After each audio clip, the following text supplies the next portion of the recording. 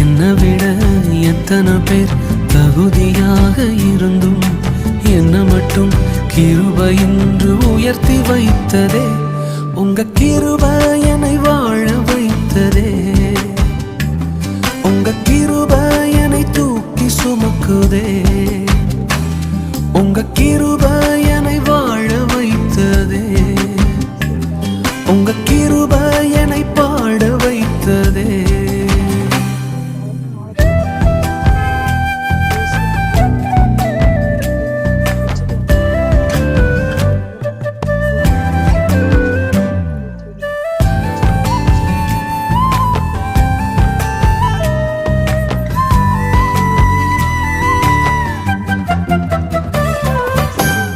பயனற்ற நிலத்தை போல மறக்கப்பட்டவன் நான், அறுவடை காணாமல் தனிந்து போனான்.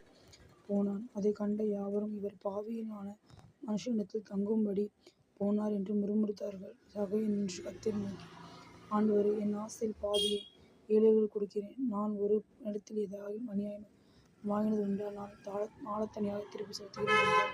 இயேசு அவன் பிரயோஜனமாக, இன்றைக்கு இந்த வீட்டுக்கு ரட்சிப்பு வந்தது, இவனும் அவனும் குமாரனாக இருக்கிறான் என்றார். இறந்து போனதை தேடவும் ரட்சிக்கவுமே மனுஷகுமாரன் வந்திருக்கிறார் என்றார்.